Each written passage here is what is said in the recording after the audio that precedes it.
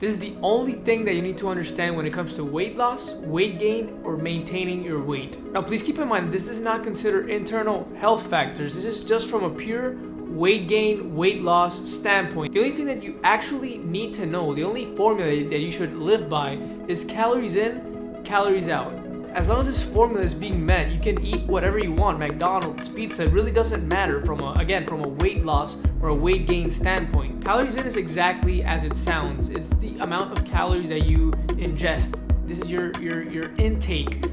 Any food or liquid that has calories in it contributes to this value. Even the oils that you use to cook. Calories out is just energy that you're burning, that you're reducing, that you're eliminating from your body, that you're using up. So calories out is not necessarily running, weightlifting, swimming. It can be as simple as moving, as typing, as breathing. Whatever requires work for your body to do uses up energy, and so this contributes to the calories out value. Now, on top of the calories that you were able to burn through these activities, you also have to factor in your body's default burn rate. Similarly to how you burn calories through running, in order for our body internally to work while he's digesting the food that we eat, in order to pump blood and to, and just to stay alive, basically, there's a default burn rate that our body uses. Imagine that you would just stay in bed for a single day. You just wake up and you stay in bed for the straight 24 hours. You would still burn a certain amount of calories simply by staying alive, simply by breathing.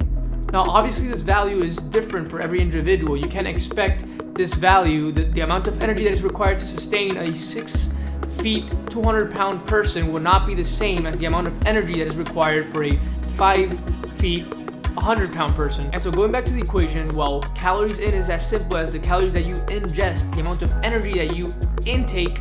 Calories out is all the energy that you expend outwards through physical activity, through movement, through work, which again includes this default burn rate, which we usually never think of.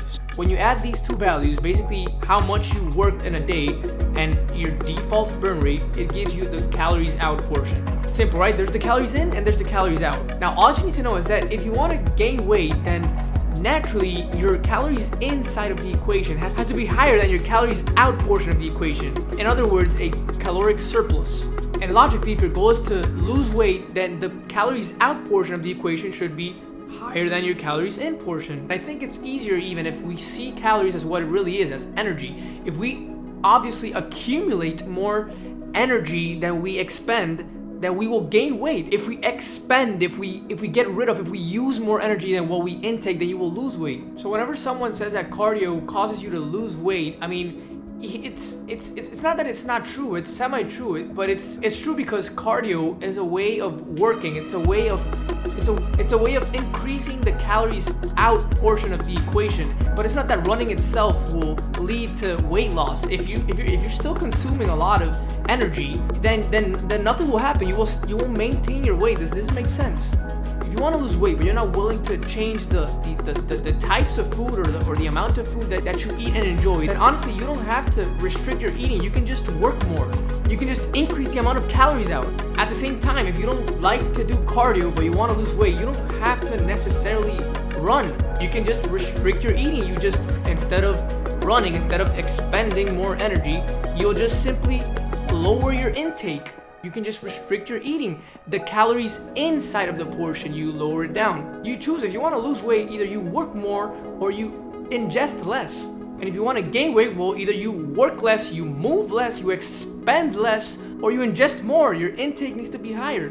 So now that we understand what is factual, then we can understand why you can eat McDonald's, ice cream, cinnamon, Cheetos, whatever, and still be able to lose weight. It's just that it's not the most convenient way. You'll be playing in hard mode because these high caloric foods, a cinnamon has like 800 calories. Again, as long as you use the formula and stick to the variables and are aware of what's actually happening and where you are, then you can tailor accordingly.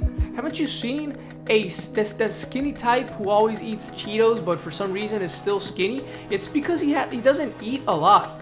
At the same time is the overweight person who eats healthy but just eats a lot of it, and you don't understand why. Losing weight is more of a not what you consume, but how much of it you consume.